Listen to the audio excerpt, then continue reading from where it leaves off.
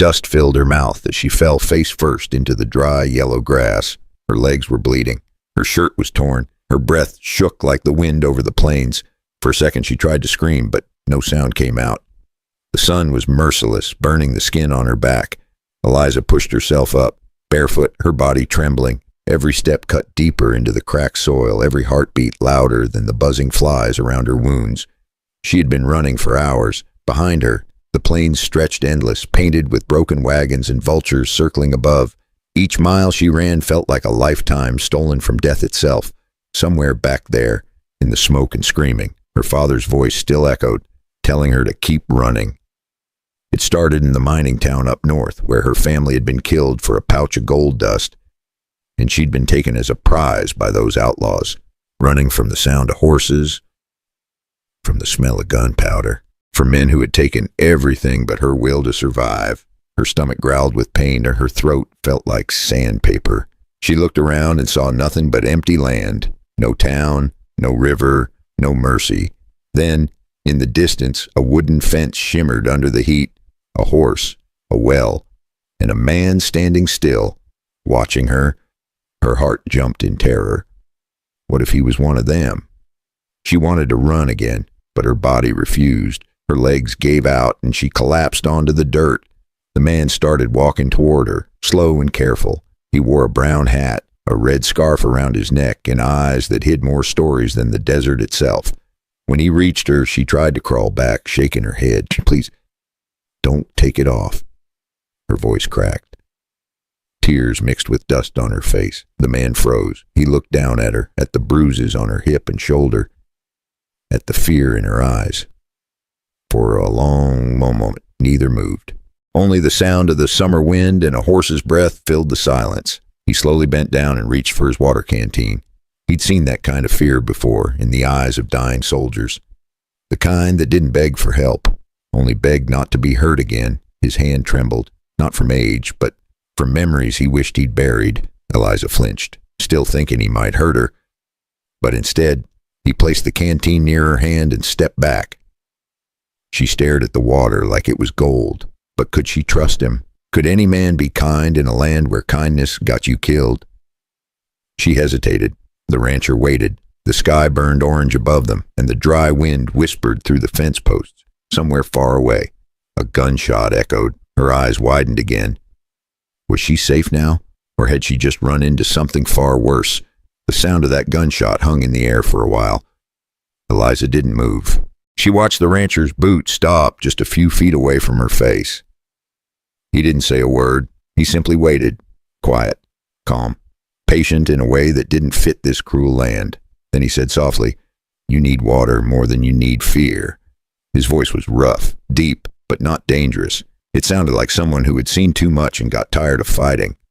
Eliza looked at the canteen again, unsure if this was another trick, but her lips were so dry it hurt to breathe. She reached for it, slow, careful, like touching fire. The first sip burned her throat. The second brought tears to her eyes. She paused, tasting for poison or trickery, but it was just cool, clean water, something she'd forgotten existed in this forsaken land. She couldn't remember the last time water felt like mercy. The man looked away, giving her space. There was something old about him, not just his face, but his silence. He stood under the sun, hat low, his hands steady.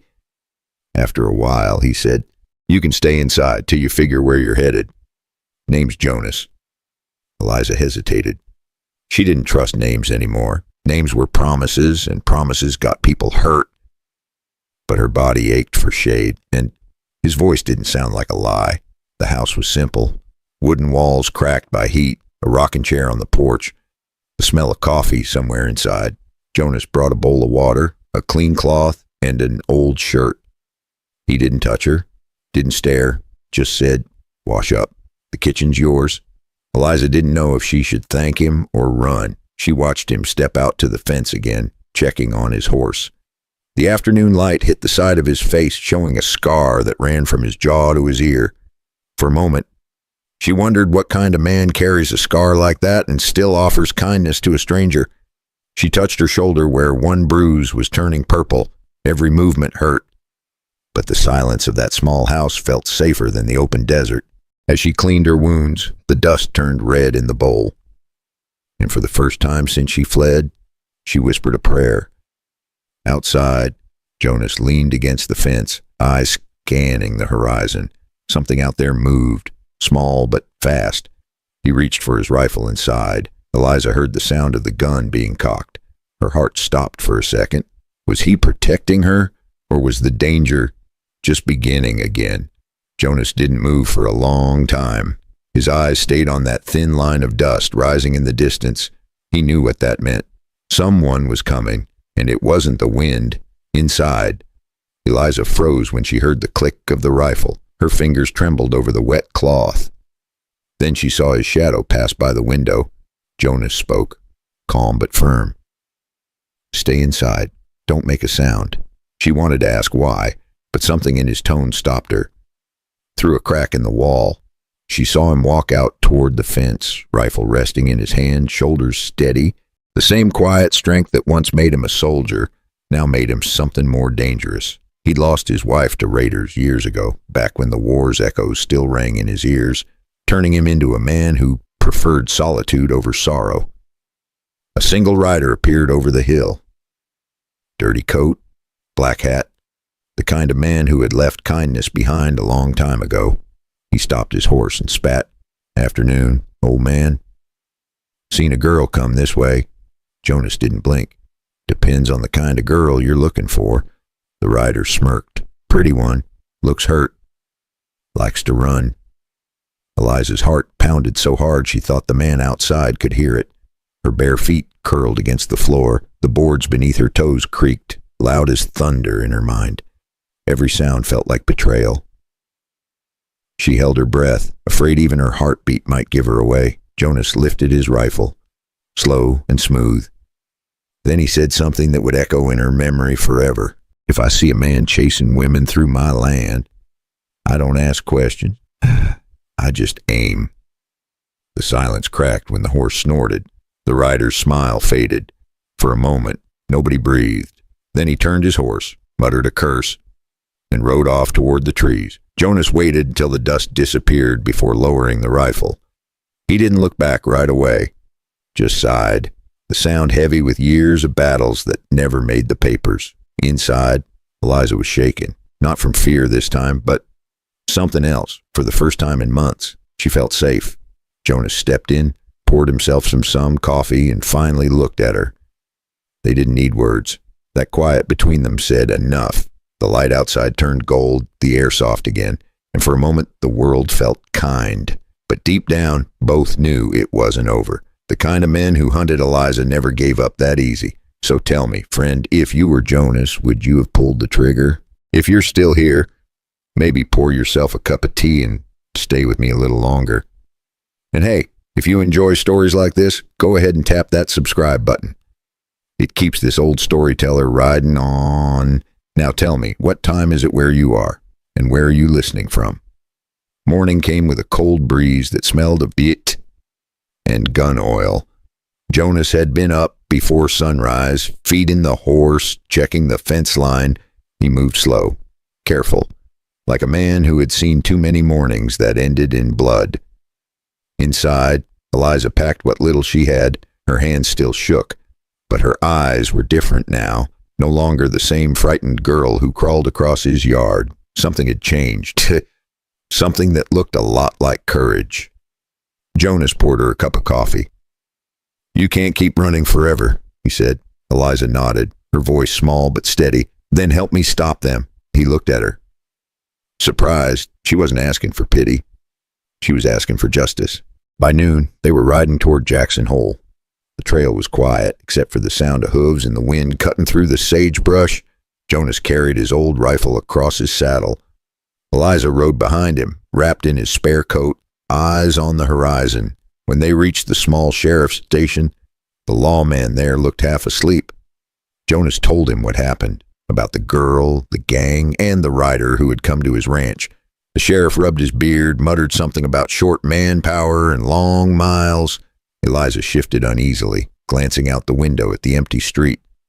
Wondering if the gang's spies were already watching, Jonas leaned closer, his voice firm. You got two choices, Sheriff. You can chase them now or bury more girls later." That woke him up. But even as they saddled up, Jonas whispered to Eliza, "If things go south, you ride back alone. Don't wait for us." Within an hour, 3 riders were ready, rifles strapped to their backs. Jonas joined them, even though no one asked him to. He had one last fight left in him, and this was it. They rode fast, dust rising behind like smoke. After hours of hard riding, by sundown, they found the gang's camp near the riverbed. 4 men, drunk, careless, laughing around a dying fire. Jonas raised his rifle, his finger steady. Eliza held her breath. For a moment, the world stood still again. A shout, a shot. Then, chaos. Bullets whizzed past Jonas's hat, one grazing the sheriff's arm while Eliza hid behind a rock. Her hands over her ears as the shouts and gunpowder filled the air. When the smoke cleared, 2 were down, 1 fled into the trees, and 1 was crawling, begging for mercy. Jonas lowered his rifle slowly, the smell of gunpowder dragging him back to other battlefields, other screams. He hated how steady his hands still were. Killing never left a man. It only slept inside him, waiting for a reason. Jonas didn't speak. He handed his rifle to the sheriff, turned away, and walked back toward the horses. Eliza stood there, watching the flames eat the camp. Justice didn't feel sweet. It felt heavy, like something you carry because no one else will. She vomited behind a bush, the adrenaline crashing down, realizing that killing, even for justice, left a stain on her soul. As they rode back under the silver moon, Jonas said quietly, "You did good today." Eliza smiled, just a little, for the first time, but somewhere behind them, in the dark, another pair of eyes was watching, and the story wasn't over yet. "So tell me, do you really think justice ever comes without a price?" The days that followed were quiet again. The kind of quiet that doesn't scare you anymore, but heals you.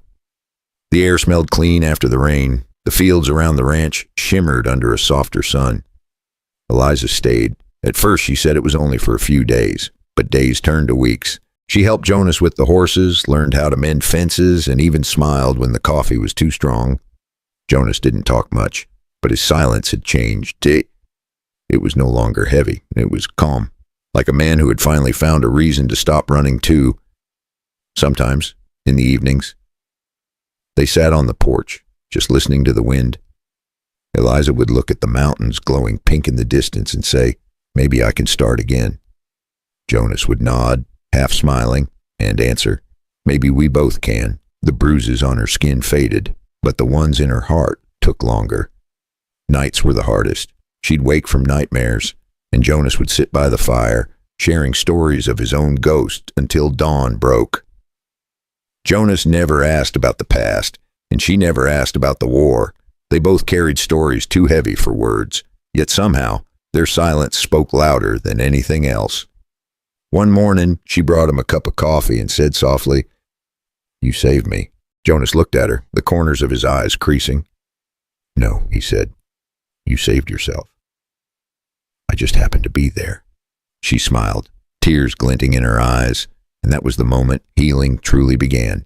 Weeks later, when she rode into town to sell milk, people noticed the light in her face, not the kind of beauty that comes from youth, but the kind that comes from surviving something dark and still choosing kindness. And Jonas, watching from the gate, realized something. He didn't know if what grew between them was love or something quieter, something that felt like home, but as the light fell across her face, he realized that maybe peace wasn't found in prayers or justice. Maybe it was found in simply staying. Sometimes justice isn't about revenge. It's about giving someone a reason to believe again. So tell me, friend, what do you carry inside that still hurts? And what would it take for you to finally let it go? Maybe life is a lot like this old ranch. It breaks, it burns, and yet with enough patience, it grows green again. If this story touched you, take a second to leave a like. It tells the wind that someone out there still believes in good people. And if you want to hear more stories like this one, go ahead and subscribe. That's how you and I keep this campfire burning. Now, pour yourself another cup of tea. Take a breath and tell me, where are you listening from? And what time is it over there?